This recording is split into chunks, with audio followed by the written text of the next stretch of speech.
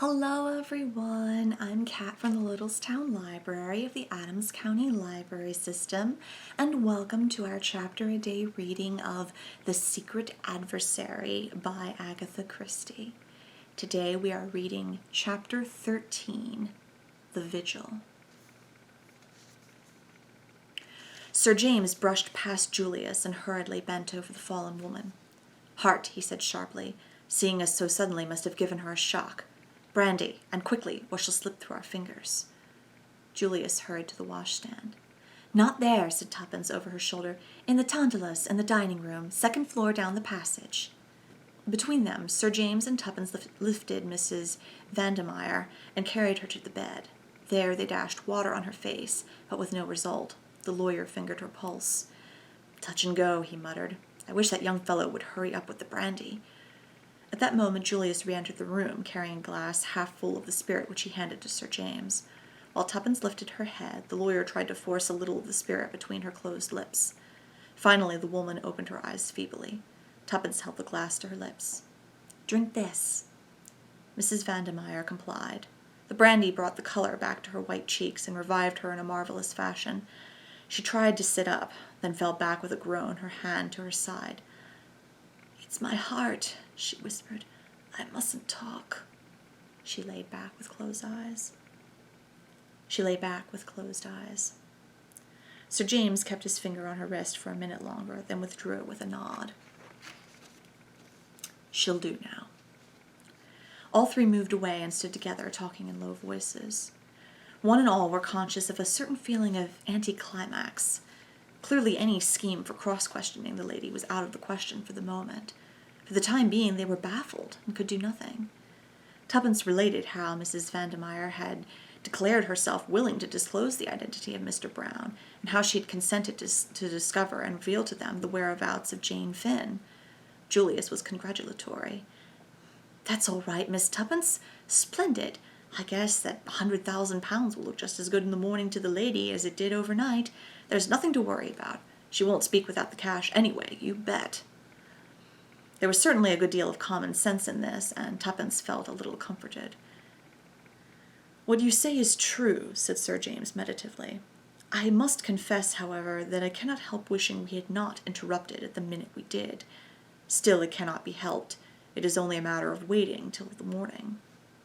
He looked across at the inert figure on the bed. Mrs. Vandemeyer lay perfectly passive, with closed eyes. He shook his head. "Well," said Tuppence, in an attempt at cheerfulness, "we must wait until the morning, that's all. But I don't think we ought to leave the flat." "What about leaving that bright boy of yours on guard?" "Albert? And suppose she came round again and hooked it. Albert couldn't stop her." "I guess she won't want to make tracks away from the dollars." "She might. She seemed very frightened of Mr. Brown." "What? Real plumb scared of him?" "Yes. She looked round and said even walls had ears." "Maybe she meant a dactyphone," said Julius with interest. "Miss Tuppence is right," said Sir James quietly. "We must not leave the flat, if only for Mrs. Vandemeyer's sake." Julius stared at him. You think he'd get after her? Between now and tomorrow morning? How could he know, even?" "You forget your own suggestion of a dactyphone," said Sir James dryly. "We have a very formidable adversary. I believe if we exercise all due care that there is a very good chance of his being delivered into our hands, but we must neglect no precaution. We have an important witness, but she must be safeguarded. I would suggest that Miss Tuppence should go to bed, and that you and I, Mr. Hersheimer, should share the vigil." Tuppence was about to protest, but happening to glance at the bed, she saw Mrs. Vandemeyer, her eyes half open, with such an expression of mingled fear and benevolence on her face that it quite froze the words on her lips. For a moment she wondered whether the faint and the heart attack had been a gigantic sham, but remembering the deadly pallor, she could hardly credit the supposition. As she looked, the expression disappeared as if by magic, and Mrs. Vandemeyer lay inert and motionless as before. For a moment the girl fancied she must have dreamt it, but she determined nevertheless to be on the alert. "Well," said Julius, "I guess we'd better make a move out of here anyway." The others fell in with his suggestion. Sir James again felt Mrs. Vandemere's pulse. "Perfectly satisfactory," he said in a low voice to Tuppence. "She'll be absolutely all right after a night's rest." The girl hesitated a moment by the bed. The intensity of the expression she had surprised had impressed her powerfully.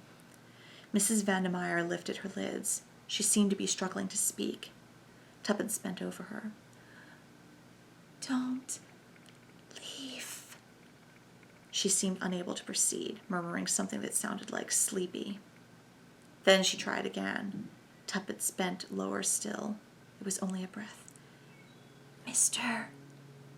Brown."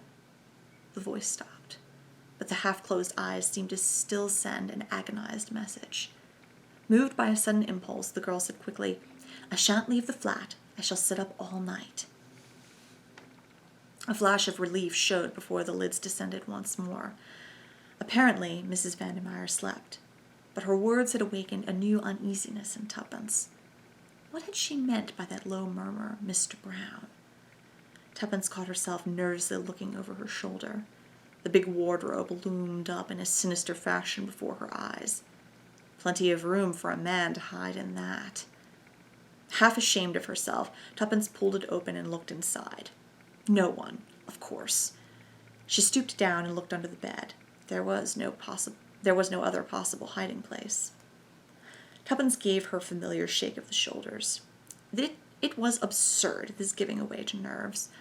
Slowly she went out of the room. Julius and Sir James were talking in a low voice. Sir James turned to her. "Lock the door on the outside, please, Miss Tuppence, and take out the key. There must be no chance of anyone entering that room." The gravity of his manner impressed them, and Tuppence felt less ashamed of her attack of nerves. "Say," remarked Julius suddenly, "there's Tuppence's bright boy. I guess I'd better go down and ease his young mind. That's some lad, Tuppence." "How did you get in, by the way?" asked Tuppence suddenly. "I forgot to ask." "Well, Albert and me got on the phone all night. I ran round for Sir James here, and we came right on. The boy was on the lookout for us, and was just a mite worried about what might have happened to you. He'd been listening outside the door of the flat, but couldn't hear anything. Anyhow, he suggested sending us up in the coal lift instead of ringing the bell, and sure enough we landed in the scullery and came right along to find you. Albert's still below, and must be just hopping mad by this time." With which Julius departed abruptly. "Now then, Miss Tuppence," said Sir James, "you know this place better than I do. Where do you suggest we should take up our quarters?" Tuppence considered for a moment or two. "I think Mrs. Vandemere's boudoir would be the most comfortable," she said at last, and led the way there. Sir James looked around approvingly. "This will do very well. And now, my dear young lady, do go to bed and get some sleep." Tuppence shook her head resolutely. "I couldn't, thank you, Sir James. I should dream of Mr. Brown all night." "But you'll be so tired, child." "No, I shan't. I'd rather stay up. Really." The lawyer gave in. Julius reappeared some minutes later, having reassured Albert and rewarded him lavishly for his services. Having in his turn failed to persuade Tuppence to go to bed, he said decisively, "At any rate, you've got to have something to eat right away. Where's the larder?" Tuppence directed him, and he returned a few minutes later with a cold pie and 3 plates. After a hearty meal, the girl felt inclined to pooh-pooh her fantasies of half an hour before. The power of the money bribe could not fail. "And now, Miss Tuppence," said Sir James, "we want to hear your adventures." "That's so," agreed Julius. Tuppence narrated her adventures with some complacence. Julius occasionally interjected with an admiring "bully." Sir James said nothing until she had finished, when his quiet "Well done, Miss Tuppence," made her flush with pleasure. "There's one thing I don't get clearly," said Julius. "What put her up to clearing out?" "I don't know," confessed Tuppence. Sir James stroked his chin thoughtfully. "The room was in great disorder. That looks as though her flight was unpremeditated, almost as though she got a sudden warning to go from someone." "Mr. Brown, I suppose," said Julius scoffingly. The lawyer looked at him deliberately for a minute or two. "Why not?" he said. "Remember, you yourself have once been worsted by him." Julius flushed with vexation. I just feel mad. I feel just mad when I think of how I handed out Jane's photograph to him like a lamb. Gee, if I ever lay hands on it again, I'll freeze onto it like hell. That contingency is likely to be a remote one, said the other dryly. I guess you're right, said Julius frankly, and in any case, it's the original I'm after. Where do you think she can be, Sir James? The lawyer shook his head. Impossible to say, but I've a very good idea where she has been. You have? Where? Sir James smiled. At the scene of your nocturnal adventures, the Bournemouth nursing home. There? Impossible, I asked. No, my dear sir. You asked if anyone of the name of Jane Finn had been there. Now, if the girl had been placed there, it would almost certainly be under an assumed name. Bully for you, cried Julius. I never thought of that. It was fairly obvious, said the other. Perhaps the doctor's in on it too, suggested Tuppence. Julius shook his head. I don't think so. I took to him at once. No, I'm pretty sure Dr. Hall's all right. Hall, did you say? Asked Sir James. That is curious. Really very curious. Why? Demanded Tuppence. Because I happened to meet him this morning. I've known him slightly on and off for some years, and this morning I ran across to him in the street, staying at the Metropole, he's told me. He turned to Julius. Didn't he tell you who was coming up to town? Julius shook his head. Curious, mused Sir James. You did not mention his name this afternoon, or I would have suggested your going to him for further information, with my card as introduction. I guess I'm a mutt, said Julius with unusual humility. I ought to have thought of the false name stunt. How could you think of anything after falling out of that tree? Cried Tuppence. I'm sure anyone else would have been killed right off. Well, I guess it doesn't matter now anyway, said Julius. We've got Mrs. Vandermeer on a string. That's all we need. Yes, said Tuppence, but there was a lack of assurance in her voice. A silence settled down over the party. Little by little, the magic of the night began to gain a hold on them. There were sudden creaks of the furniture, imperceptible rustlings in the curtains. Suddenly Tuppence sprang up with a cry.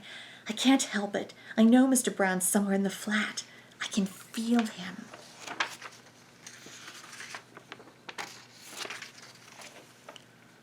Sure, Tuppence. How could he be? The door's open into the hall. No one could have come in by the front door without our seeing and hearing him. I can't help it. I feel he's here. She looked appealingly at Sir James, who replied gravely, With due deference to your feelings, Miss Tuppence, and mine as well for that matter, I do not see how it is humanly possible for anyone to be in the flat without our knowledge. The girl was a little comforted by his words. Sitting up at night is always rather jumpy, she confessed. Yes, said Sir James, we are in the condition of people holding a séance. Perhaps if a medium were present, we might get some marvelous results.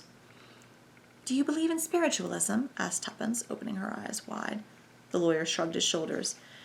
There is some truth in it, without a doubt, but most of the testimony would not pass muster in the witness box. The hours drew on. With the first faint glimmerings of dawn, Sir James drew aside the curtains. They beheld what few Londoners see, the slow rising of the sun over the sleeping city. Somehow, with the coming of the light, the dreads and fancies of the past night seemed absurd. Tuppence's spirits revived to the normal. Hooray, she said, it's going to be a gorgeous day, and we shall find Tommy and Jane Finn, and everything will be lovely. I shall ask Mr. Carter if I can't be made a dame. At 7 o'clock, Tuppence volunteered to go and make some tea. She returned with a tray containing a teapot and 4 cups. Who's the other cup for? Inquired Julius. The prisoner, of course. I suppose we might call her that? Taking her tea seems a kind of anticlimax to last night, said Julius thoughtfully. Yes, it does, admitted Tuppence. But anyway, here goes. Perhaps you'd both come too, in case she springs on me or anything. You see, we don't know what mood she'll wake up in. Sir James and Julius accompanied her to the door. Where's the key? Oh, of course, I've got it myself. She put it in the lock and turned it, then paused. Supposing, after all, she's escaped, she murmured in a whisper. Plumb impossible, replied Julius reassuringly. But Sir James said nothing. Tuppence drew a long breath and entered. She heaved a sigh of relief as she saw that Mrs. Vandermeyer was lying on the bed. Good morning, she remarked cheerfully. I brought you some tea. Mrs. Vandermeyer did not reply. Tuppence put down the cup on the table by the bed and went across to draw up the blinds. When she turned, Mrs. Vandermeyer still lay without movement. With a sudden fear clutching at her heart, Tuppence ran to the bed. The hand she lifted was cold as ice. Mrs. Vandermeyer would never speak now. Her cry brought the others. Very few minutes sufficed. Mrs. Vandermeyer was dead. Must have been dead some hours. She had evidently died in her sleep.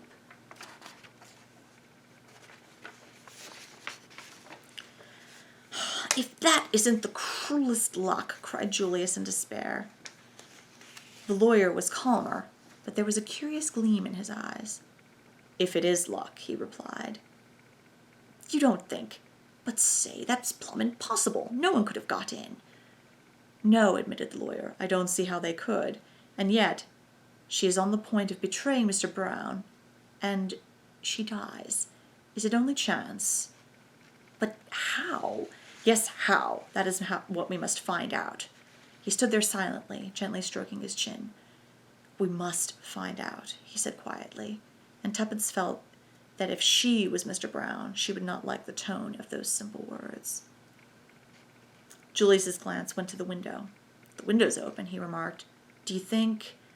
Tuppence shook her head. The balcony only goes along as far as the boudoir. We were there. He might have slipped out, suggested Julius. But Sir James interrupted him. Mr. Brown's methods are not so crude. In the meantime, we must send for a doctor. But before we do, is there anything in this room that might be of value to us? Hastily, the three searched. A charred mass in the grate indicated that Mrs. Vandermeyer had been burning papers on the eve of her flight.